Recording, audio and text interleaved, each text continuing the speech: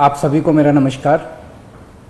पिछले कुछ दिनों से हम देख रहे हैं कि जैसे जैसे देश भर में कोरोना के केसेस बढ़ रहे हैं, देश के कोने कोने में, हर राज्य में ऑक्सीजन की डिमांड बढ़ रही है, दवाइयों की डिमांड बढ़ रही है, वैक्सीन की डिमांड बढ़ रही है और जगह जगह इनकी कमी महसूस हो रही है। पिछले कुछ दिनों से दिल्ली में भी ऑक्सीजन की काफ़ी ज़्यादा अफरा तफरी मची हुई है। कभी इस हॉस्पिटल में ऑक्सीजन की कमी हो गई, कभी उस हॉस्पिटल में ऑक्सीजन की कमी हो गई, इस हॉस्पिटल में 2 घंटे की ऑक्सीजन बच गई। मैंने खुद रात रात भर अस्पतालों में ऑक्सीजन का इंतजाम कराने में गुजारी है कि कहीं किसी अस्पताल में ऑक्सीजन की कमी से कहीं मौत नहीं हो जानी चाहिए। केंद्र सरकार हर राज्य को ऑक्सीजन का कोटा तय करती है।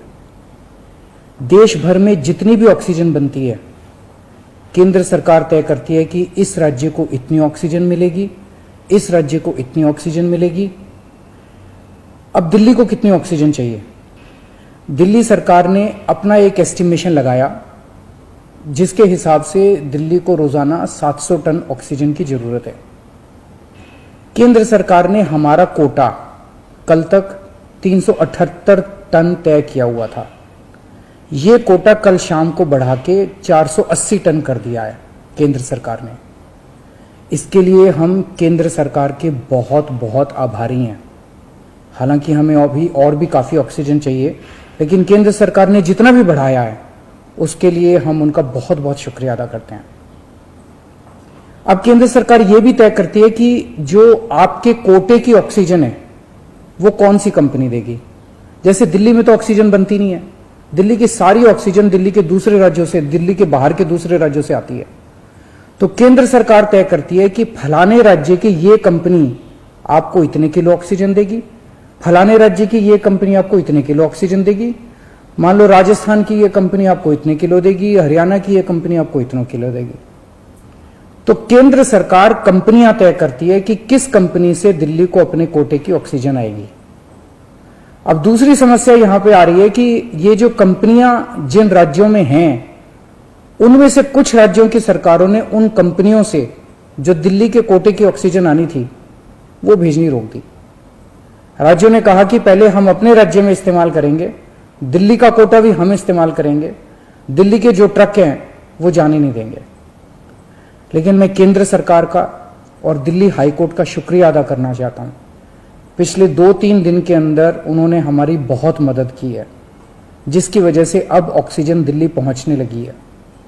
जो जो दिक्कतें आ रही थी, हम लगातार पिछले 2 दिन से एक मिनट टू मिनट, मैं खुद, मनीष जी, मैं, हमारे सारे ऑफिसर्स केंद्र सरकार के लगातार संपर्क में थे।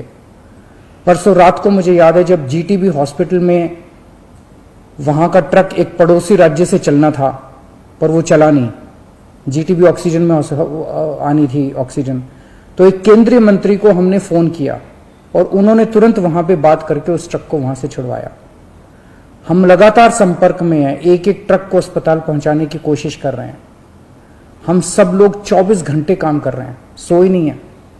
हाईकोर्ट और केंद्र सरकार से जो मदद हमें मिली है उसके लिए तहे दिल से हम उनका शुक्रिया अदा करना चाहते हैं।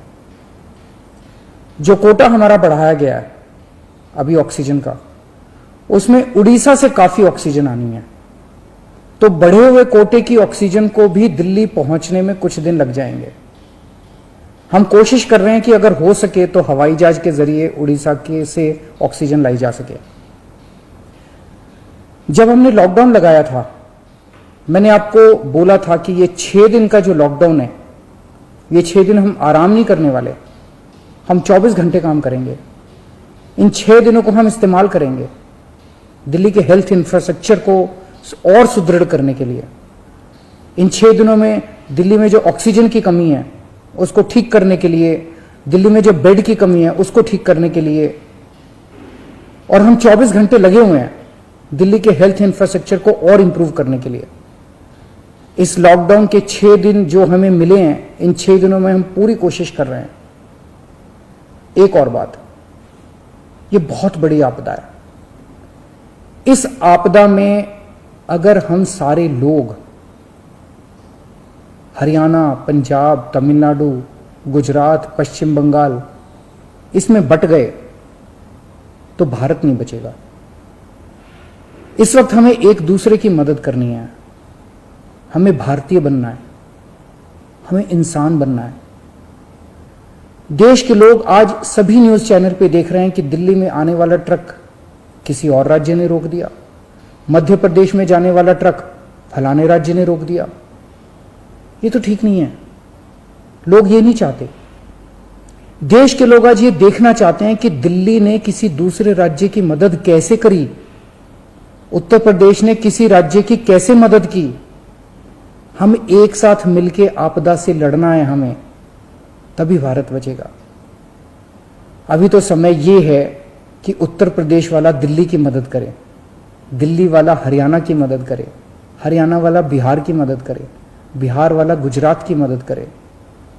हम सारे लोग अगर एक दूसरे की मदद करेंगे तभी तो भारत बचेगा।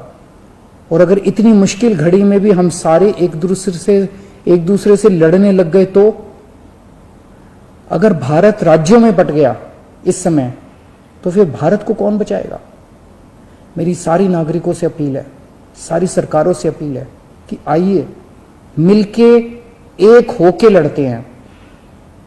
अगर हम मिलके लड़े एक मुट्ठी बनेगी, हमारे सारे संसाधन मिलके एक साथ इस्तेमाल होंगे, हमारी ताकत बढ़ेगी, हमारी शक्ति बढ़ेगी। और अगर हम बट गए तो फिर कोई हमें नहीं बचा पाएगा।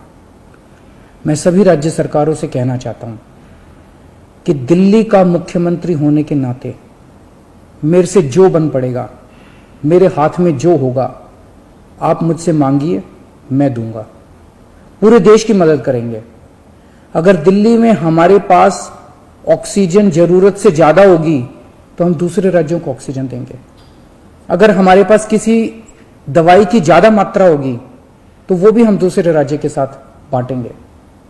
और जब दिल्ली में कोरोना कम होगा और किसी दूसरे राज्य में डॉक्टर्स की जरूरत हुई, हम वहां डॉक्टर्स भी भेजेंगे।